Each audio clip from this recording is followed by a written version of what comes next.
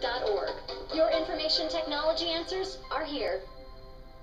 Hi everyone, I'm Steve Weinkup and welcome to another edition of SWG TV. And today we have Laura Rose in the program talking about a very interesting topic. We've been kind of exploring this idea of performance reviews and everything. We wanted to talk about how do you design an above average or exceptional performance review goal. So welcome back to the show, Laura. Great to have you. Thanks, Steve. So how do you go about doing this? So I'm just tell you my thoughts first. You know, people that I've worked with in the past come in and say, I've been doing my job greatly, I've been achieving everything that you asked me to do, I've been getting it done on time, I should be above average or exceptional or whatever. And to me, in my head, I'm thinking, thanks for doing your job. I absolutely agree with that statement. So the first step is to sit down with your manager and actually ask them the question, what does it mean to you to have an above average job, above average performance? Very hard question to answer sometimes. Very hard question to answer. Some of the things that you as the employee, you're driving this conversation, may suggest is, okay, what does it mean to you to have an average, you know, what do I need to do to get an average performance review? Have that discussion, because you need to have that discussion anyway. And then say, okay, this is my average bar. What will it take to get an above average or exceptional rating?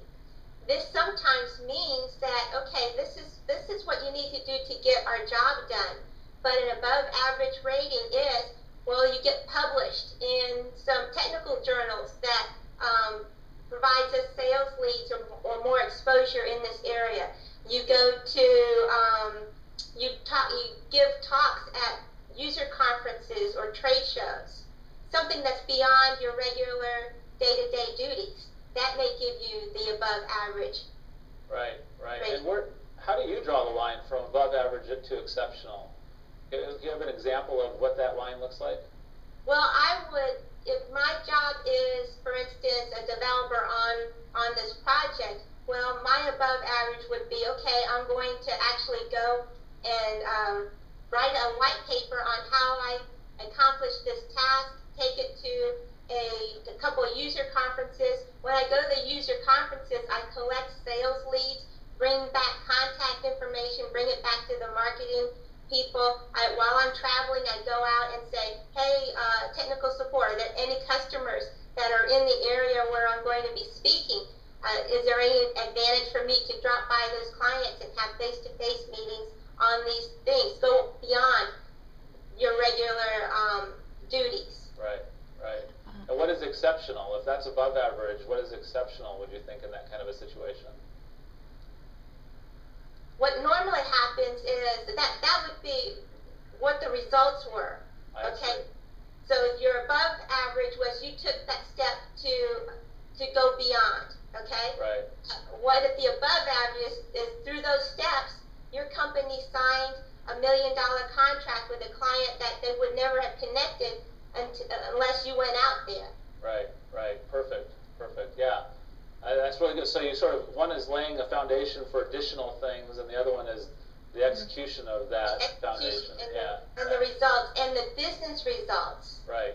What it means to the business. Right.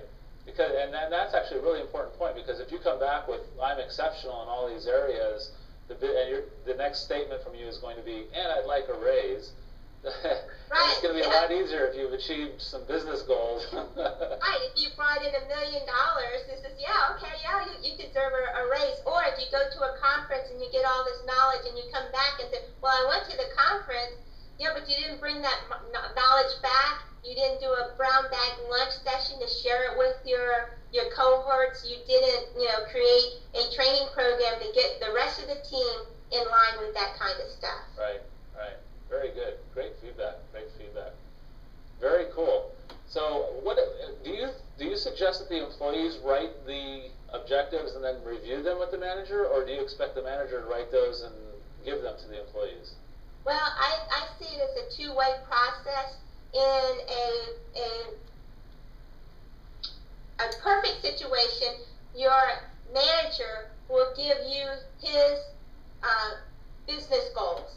Okay, I want my department to increase its sales by X, Y, and Z. I want my department to do this. I want my department to do that. Then you take those business goals for your department that your manager gave you, and then you create your personal business commitment that supports those goals. And that makes that conversation easier too, because you can walk back in and say, look, you told me your goals are this.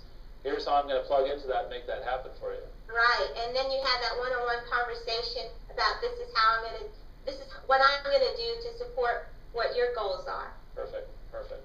Wow, excellent information, Laura. Really great to have you back on the show.